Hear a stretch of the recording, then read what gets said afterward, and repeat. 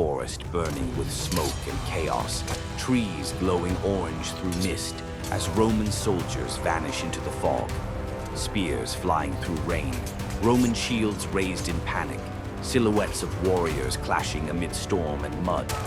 Dark storm clouds rolling above the forest canopy, arrows streaking through lightning flashes, creating a godlike fury. Centurions yelling commands in torrential rain, faces blurred by chaos, forest swallowing their voices.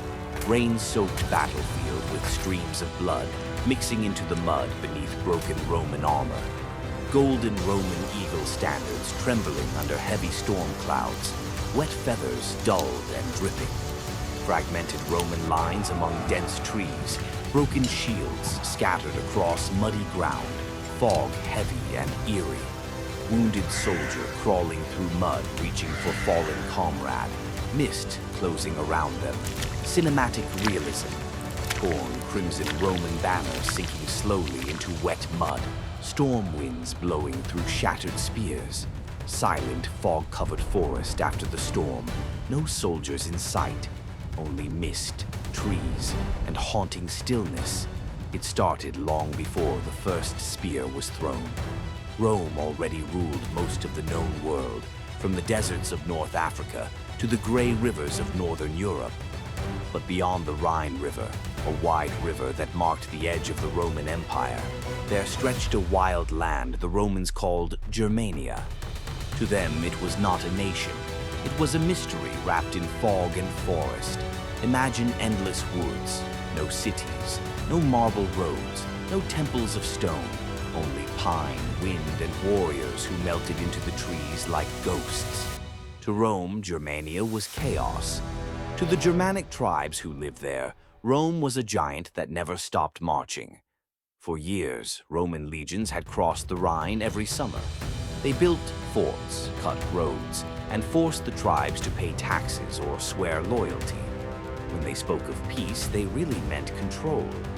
In the year 7 AD, Emperor Augustus decided to turn this wilderness into another province of the empire.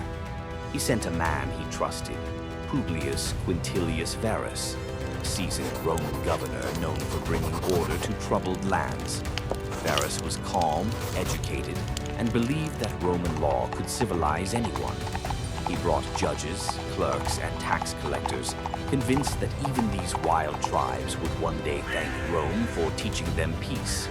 But among the Germans was someone who knew Rome far too well. His name was Arminius, or Hermann in his native tongue, a prince of the Cherusci tribe. Years earlier, he had been taken to Rome as a hostage, a common practice to ensure his people's obedience. There, he learned Latin, studied Roman strategy, earned citizenship, and fought alongside the legions. Rome had trained him to be the perfect soldier. It also taught him exactly how to destroy them.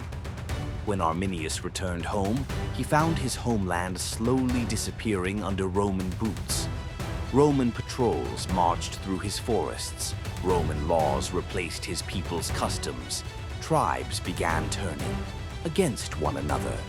Some obeyed Rome, others resisted and were burned for it. Rome called it civilization, Arminius called it chains. Yet on the surface he remained loyal. He dined at Varus's table, wore a Roman officer's armor, and spoke flawless Latin. Varus trusted him completely. He saw in Arminius the perfect bridge between Rome and the tribes. But behind the calm eyes, Arminius was building something Rome could never see, a secret alliance. He rode from tribe to tribe, whispering that Rome was strong in armor, but weak in spirit, that the forest itself could fight for them if they stood together. One chieftain at a time, the whispers turned into vows. The fire was spreading under the leaves.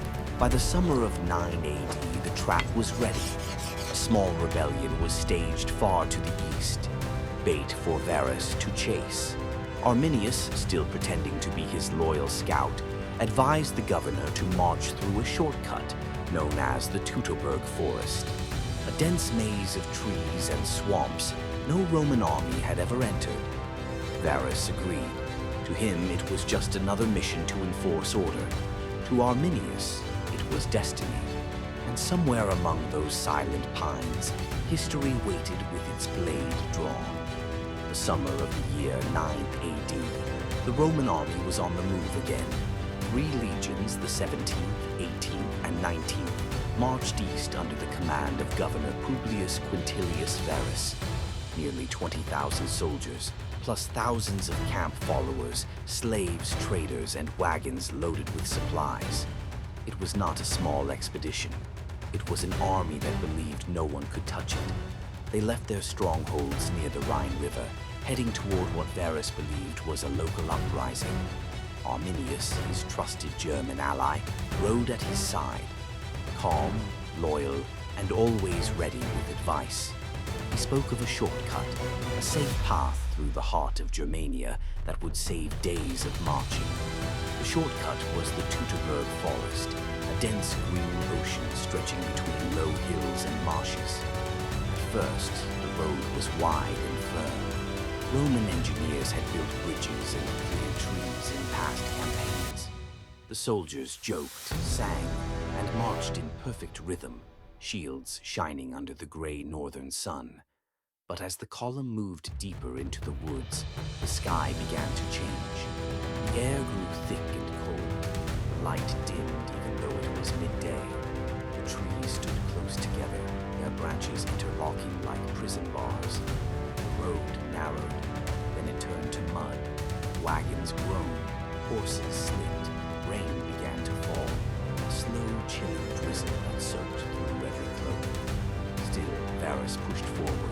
He had been told the rebellion was urgent. A village in flames, a tribe in revolt. He trusted Arminius completely. So when Arminius suggested he ride ahead to rally friendly tribes, Varus agreed without question. Arminius saluted, turned his horse, and disappeared into the trees. The Romans marched on. Hour after hour, the forest swallowed them. The sound of boots and armor echoed strangely under the canopy, as if the trees were listening. That night, the army made camp on uneven ground. No one liked it. The forest pressed too close. The rain didn't stop. The fire smoked instead of burning. Some men swore they heard horns in the distance, deep animal sounds rolling through the dark. Others laughed it off. Wolves, they said. Just wolves. Varus sat inside his tent, writing reports for Rome. He believed tomorrow would be another long march. Nothing more. But outside, in the shadows, hundreds of fires were already burning. Fires that did not belong to Rome. The forest was awake now, and it was waiting. Morning came slowly, if it came at all. A thick gray mist clung to the trees of the Teutoburg Forest, so heavy that the sun could barely breathe through it. The Roman column stretched for miles, winding like a metal snake through mud and rain. Shields were slick, boots sank, voices echoed and vanished.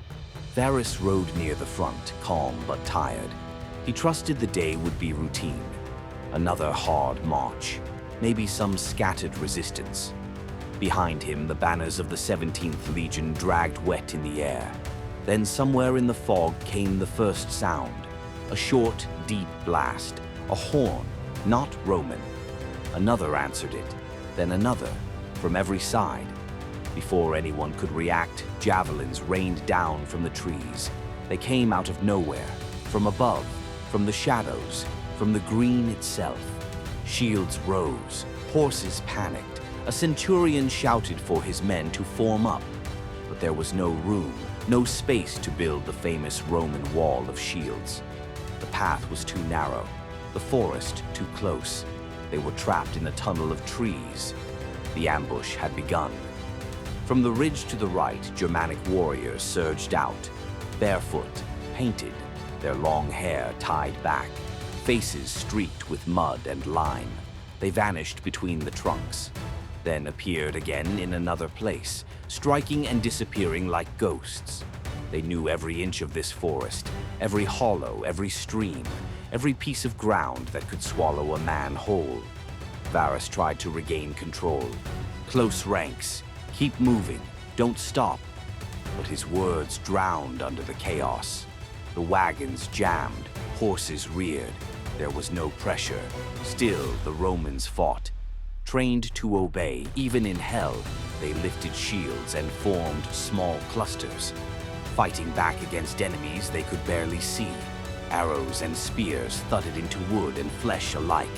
The sound was wet, fast, endless. On a slope above, Arminius watched. He was no longer the polite Roman ally in polished armor. He wore a wolfskin cloak, his face marked with ash and rain. Around him, tribal leaders roared commands in harsh, guttural voices. They did not charge blindly.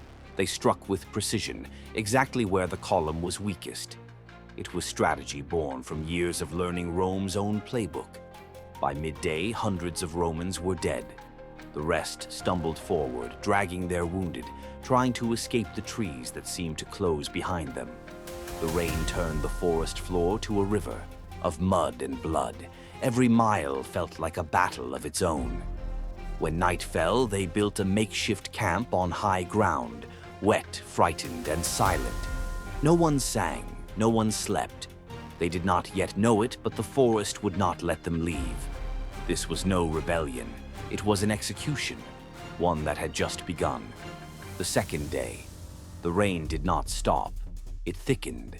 Every drop seemed to fall heavier as they had joined the ambush. The Romans moved slowly now, soaked and shivering. Their bright armor had turned dark with mud. Their red cloaks were brown, torn, heavy as lead. What had begun as a disciplined march was now a desperate crawl.